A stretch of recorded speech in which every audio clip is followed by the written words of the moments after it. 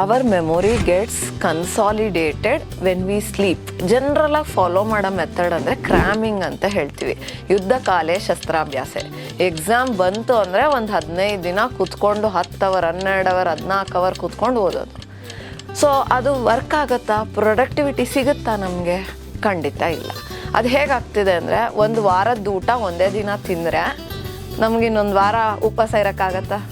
ಇಲ್ಲ. ಒಂದೇ ದಿನ ಅಷ್ಟನ್ನು ಜೀರ್ಣ ಮಾಡ್ಕೊಳಕ್ಕಾಗತ್ತಾ? ಇಲ್ಲ. ನಾವೇನು ಮಾಡ್ತಿದ್ದೀವಿ, ಒಂದೇ ಸತಿ ನಮ್ಮ ಬ್ರೈನಿಗೆ ಅಷ್ಟು ಇನ್ಫಾರ್ಮೇಷನ್ ಸ್ಟಫ್ ಮಾಡ್ತಾ ಇದ್ದೀವಿ. So it is not going to work. ಆ ಕ್ರಾಮಿಂಗ್ ಅನ್ನೋದು ಮಾಡಬಾರ್ದು. ಇನ್ನೊಂದು ಏನಾಗುತ್ತೆ, ಜನರಲಿ ಇವಾಗ ನಾವು ಸ್ಕ್ರೀನ್ ಟೈಮ್ ಜಾಸ್ತಿ ಆಗಿಬಿಟ್ಟಿದೆ. ಸೊ ಇನ್ ಬಿಟ್ವೀನ್ ಏನು ಮಾಡ್ತೀವಿ, ಮಲ್ಕೊಳಕ್ಕೆ ಮುಂಚೆ ಪ್ರತಿಯೊಬ್ಬರು ಏನು ಮಾಡ್ತೀವಿ, ಫೋನು ಸ್ಕ್ರಾಲ್ ಮಾಡಿ ಮಲ್ಕೋತೀವಿ, ಫೋನೋ ಟಿವಿನೋ ನೋಡ್ತೀವಿ. ಸೊ ಅದು ಏನಾಗ್ತಾ ಇದೆ, ಫೋನ್ ನೋಡಿದಾಗ ಅದರಲ್ಲಿ ಇಮೇಜು ತುಂಬ ಡ್ರಾಸ್ಟಿಕಲಿ ಚೇಂಜ್ ಆಗ್ತಾ ಹೋಗುತ್ತೆ. ಬ್ರೈನು ಒಂದು ಡಿಫ್ರೆಂಟ್ ಲೆವೆಲ್ಗೆ ಸ್ಟಿಮ್ಯುಲೇಟ್ ಆಗ್ತಾ ಹೋಗುತ್ತೆ.